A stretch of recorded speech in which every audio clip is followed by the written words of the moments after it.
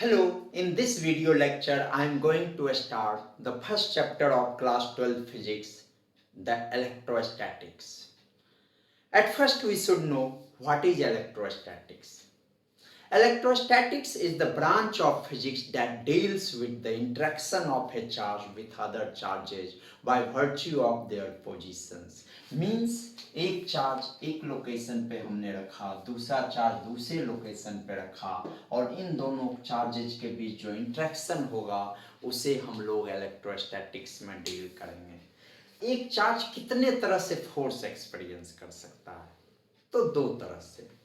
पहला कि इस चार्ज के नियर अबाउट एक दूसरा चार्ज है जो कि इसको इन्फ्लुएंस कर रहा है, इस पे फोर्स एक्सर्ट कर रहा है। आइदर ये अट्रैक्टिव हो सकता है और ये रिपल्सिव हो सकता है। ये दोनों चार्ज के नेचर पे डिपेंड करेगा, इस पे हम लोग बाद में जाएंगे। पर ये जो फोर्स एक्सपीरियंस किया, ये फोर्स हम लोग कहते हैं इलेक्ट्रोस्टैटिक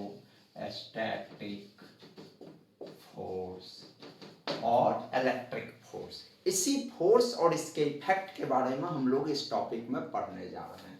दूसरे तरह का फोर्स ये चार्ज एक्सपीरियंस करेगा जब ये किसी मैग्नेटिक फील्ड में एक सर्टेन वेलोसिटी से मूव करेगा कुछ एंगल पे जो कि सर्टेनली 90 डिग्री के बराबर ना हो, तो ये एक फोर्स एक्सपीरियंस करेगा मूविंग चार्ज, जिसको हम लोग कहेंगे मैग्नेटिक फोर्स। तो इस फोर्स के बारे में हम लोग इस टॉपिक में नहीं पढ़ने वाले हैं, इसको आगे किसी टॉपिक में हम लोग टैकल करेंगे। तो सबसे पहले बात आई चार्ज की, तो हम लोग ये जाने कि चार्ज होता क्या है। तो charges are the fundamental property of a matter due to which they experience electric force और मैग्नेटिक फोर्स। अगर चार्ज नहीं रहे किसी बॉडी के पास तो ना वो इलेक्ट्रिक फोर्स एक्सपीरियंस कर सकता है ना मैग्नेटिक फोर्स एक्सपीरियंस कर सकता है। एक चीज हम लोग और देखें कि चूंकि ये एक फिजिकल क्वांटिटी है तो सर्टेनली एक यूनिट इसके साथ एसोसिएटेड हो सकता है और एक डायमेंशनल फॉर्मूला। तो ऐसा यूनिट जो चार्ज का होगा वो होगा कोलम, COULOMB, कोलम। कोलम इसका यूनिट होगा कैपिटल C और डायमेंशनल फॉर्मूला जो होगा वो होगा I into T, I for current and T for time. So dimensionally it will be product of current and time. अब बात आई है चार्ज ठीक है, एक फिजिकल प्रॉपर्टी है, इसका यूनिट हम लोग जान गए कि कोलम्स है, इसका dimensional formula current into time होता है, पर इसके कुछ बेसिक प्रॉपर्टी के बारे में भी जाने जिससे कि हम लोग इसको यूज कर पाए इस चैप्टर में। तो सबसे पहला बेसिक प्रॉपर्टी चार्ज का जो है वो है कि चार्ज एक स्केलर क्वांटिटी है। Charge is a scalar quantity, और अगर ये स्केलर क्वांटिटी है तब तो बहुत बेहतर है। सारा अलजेब्राइक ऑपरेशंस ये क्या फॉलो करेगा? Scalar algebra.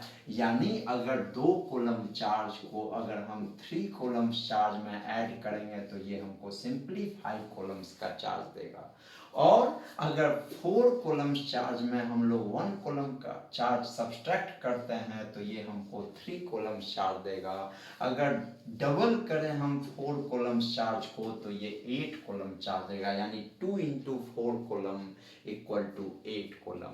तो सिंपल स्केलर अलजेब्रा यहाँ पे वर्क करेगा।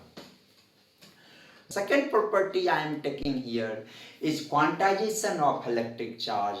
That means the value of a charge can be integral multiple of a smallest defined value, and in this case this is either the charge on an electron or the charge on a proton. And if I am taking numerical value of charge on an electron or proton is approximately equal to 1.6 into 10 to the power minus 19 coulomb, then charge on a body will be equal to Q equal to N where N belongs to integer integer, positive, negative, both. Or if we are taking positive integer, then here we can use plus minus ne.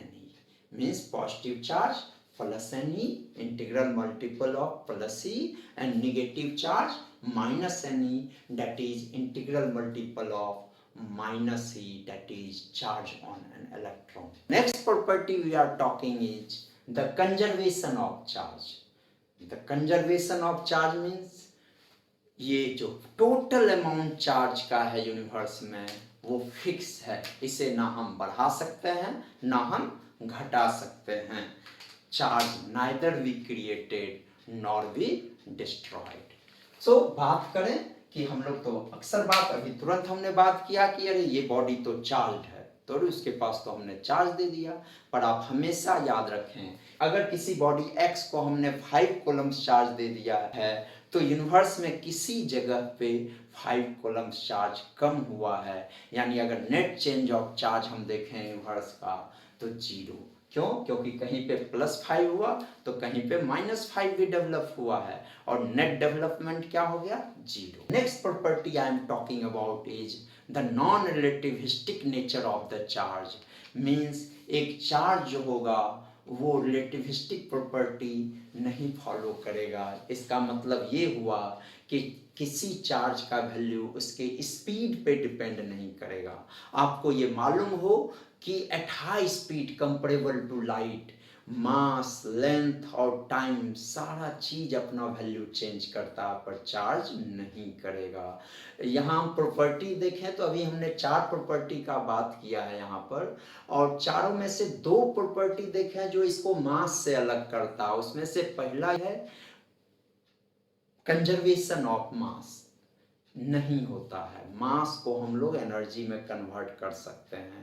हमने atom bombs के बारे में सुना है, वहाँ uranium को हम लोग क्या करते हैं, उसके कुछ मास को हम लोग एनर्जी में कन्वर्ट कर देते हैं. यानी अगर हम एक एटम बॉम्ब के सारे डेब्रिस को उठा के लाएं तो ओरिजिनल एटम बॉम्ब से उसका वजन कम होगा. क्यों? क्योंकि उसका कुछ मास जो है वो एनर्जी में कन्वर्ट हो गया है. ठीक, पर ये चार्ज के साथ नहीं होगा. चार्ज कंजर्व्ड है, मास कंजर्व्ड नहीं है. और दूसरा, चार्ज नॉन रिलेटिविस्टिक है और मास रिलेटिविस्टिक प्रॉपर्टी शो करता है. यानी एट हायर स्पीड मास अपने वैल्यू को चेंज कर लेगा, वो अपने वैल्यू को इंक्रीज कर लेगा. जितना ज़्यादा स्पीड उतना ज़्यादा मास. ठीक, तो बात ये चारों प्रॉपर्टी हमने चार्ज का देख लिया. अब उसके बाद हम लोग देखें कि चार्ज का इफेक्ट क्या हो सकता है. भाई चार्ज है, ये करे क्या, क्या करेगा? तो सबसे पहले हम देखें एक चार्ज जो कि रेस्ट पे है, चार्ज एट द रेस्ट. अगर कोई चार्ज रेस्ट पे है तो वो इलेक्ट्रिक फील्ड डेवलप करेगा, वो इलेक्ट्रिक फील्ड जनरेट करेगा. अब क्या होगा जब ये यूनिफॉर्म वेलोसिटी से मूव करेगा? तो दूसरा केस हम लेते हैं, charge moving with a uniform velocity. अगर कोई चार्ज एक यूनिफॉर्म वेलोसिटी के साथ मूव कर रहा है तो इलेक्ट्रिक फील्ड तो जनरेट करेगा ही करेगा, साथ ही साथ मैग्नेटिक फील्ड भी जनरेट करेगा. तो अगर एक चार्ज रेस्ट पे है तो वो सिर्फ इलेक्ट्रिक फील्ड जनरेट करेगा. अगर वही चार्ज अगर मूव कर रहा है तो उसका इलेक्ट्रोस्टैटिक प्रॉपर्टी के कारण वो इलेक्ट्रिक फील्ड जनरेट करेगा. डायनामिक प्रॉपर्टी के कारण वो मैग्नेटिक फील्ड भी डेवलप करेगा. ठीक, अब तीसरा केस, एक्सेलरेटिंग चार्ज. एक accelerating charge electromagnetic waves produce करेगा, साथ ही साथ इलेक्ट्रिक और मैग्नेटिक फील्ड भी. इलेक्ट्रोमैग्नेटिक वेव्स यानी वो वेव्स जो हमारे मोबाइल तक सिग्नल पहुंचा रहा है, हमारे डिश टीवी तक सिग्नल पहुंचा रहा है. तो हमने 3 स्टेट चार्ज का देखा, एक चार्ज एट द रेस्ट जो कि इलेक्ट्रिक फील्ड प्रोड्यूस कर रहा है, एक charge moving with the uniform velocity, ये इलेक्ट्रिक फील्ड और मैग्नेटिक फील्ड दोनों प्रोड्यूस कर रहा है, और एक एक्सेलरेटिंग चार्ज जो कि EM wave, electromagnetic wave produce कर रहा है along with electric and magnetic fields. Okay, next topic I am talking about is the elementary form of charges. What are the elementary form of charges? We all know that every atom, molecule or matter are made of electrons, protons and neutrons. Among these particles, electrons and protons are responsible for the development of charges on atom, molecule or any body. Okay? Charges on an electron is termed as negative charge and charge on a proton is termed as positive. The magnitude of charges on these two particles are numerically equal but opposite in nature. So if we define the charge on an electron as minus E, then charge on the proton will be plus E. Here E is having approximate value of 1.6 into 10 to power minus 19 coulombs. अब हम लोग atomic level पे देखें कि क्या होता है neutral nature, क्या होता है पॉजिटिव नेचर और क्या होता है नेगेटिव नेचर.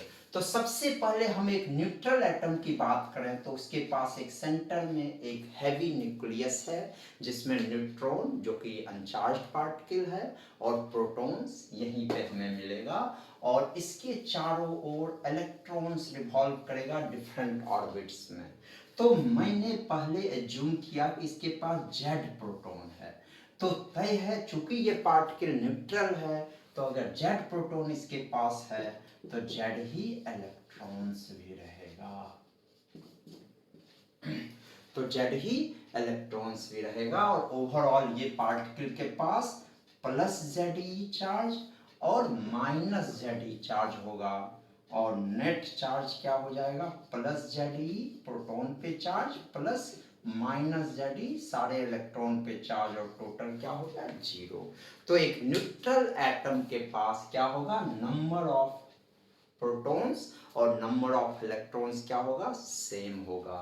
अब अगर इससे एक इलेक्ट्रॉन हम रिमूव कर दें तो इसके पास जेड प्रोटॉन रहेगा और जेड माइनस 1 इलेक्ट्रॉन रहेगा. तो प्रोटॉन एक क्या हो गया सिंगल प्रोटॉन, 1 प्रोटॉन सरप्लस हो गया, यानी इस पे प्लस ई चार्ज डेवलप हो गया. अब कहीं से लाके हम इस पे एक इलेक्ट्रॉन एक्स्ट्रा डाल दिए तो इसके पास प्रोटॉन जेड रहा और इलेक्ट्रॉन क्या रहा जेड प्लस 1. तो 1 इलेक्ट्रॉन क्या होगा सरप्लस हो जाएगा और ये एटम क्या हो जाएगा निगेटिवली चार्ज हो जाएगा और इस पे ओवरऑल माइनस ई चार्ज हो जाएगा.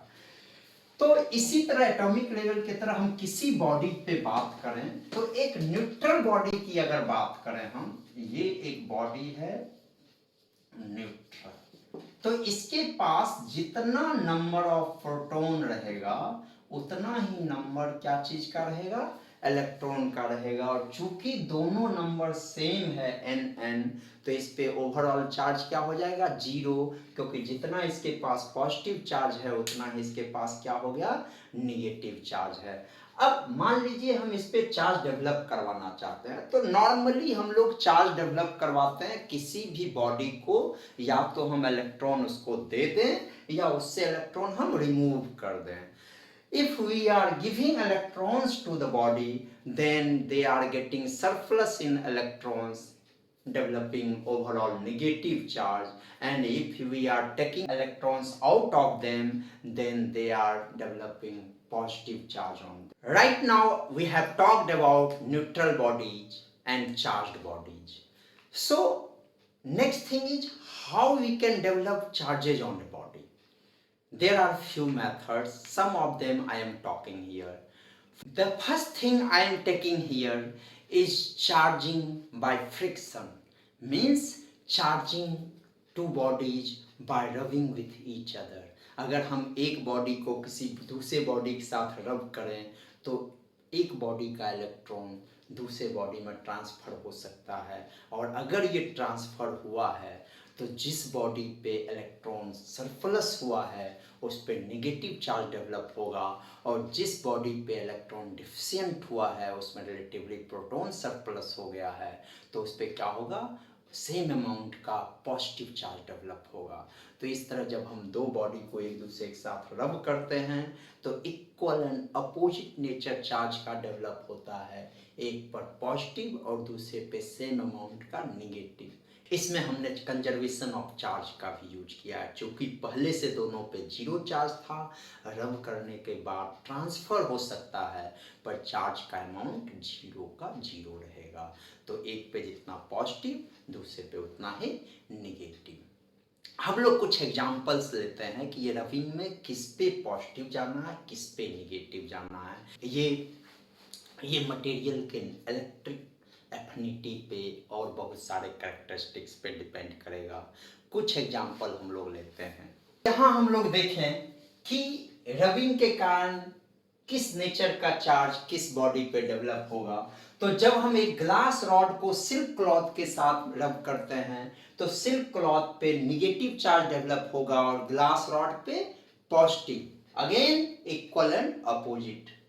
ठीक, अब जो नेक्स्ट थिंग है वो एनिमल फर और एवोनाइट रॉड। एवोनाइट एक हार्डन्ड रबर हुआ, ठीक ना।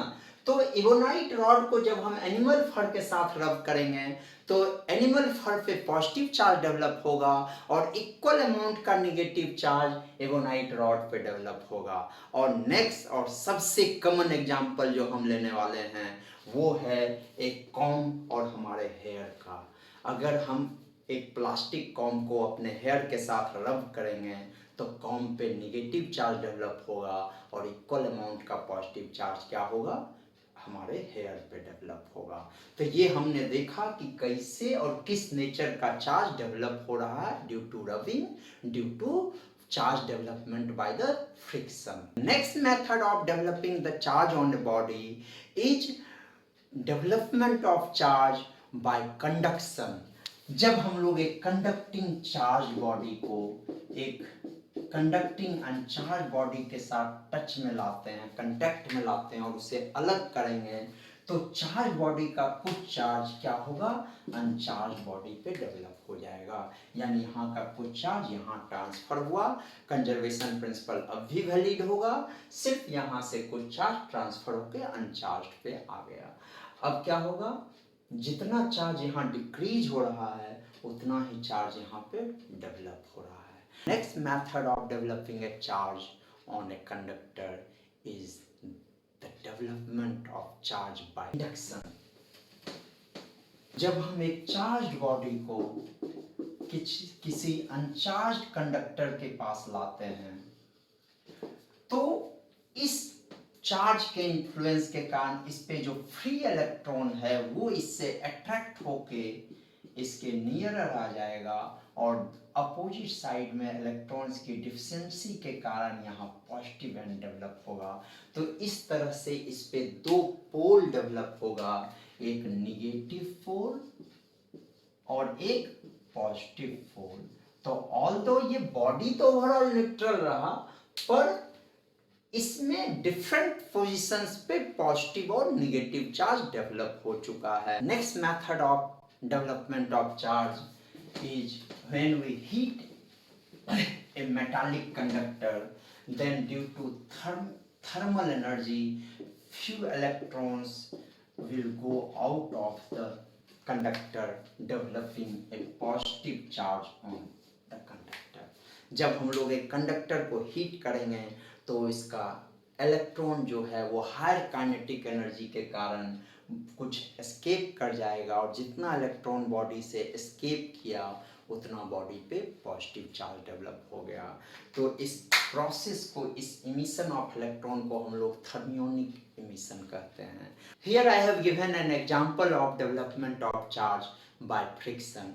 In this case two bodies A and B are rubbed together and some amount of electrons are transferred from A to B And in this question I have asked what are the net charges developed on two bodies.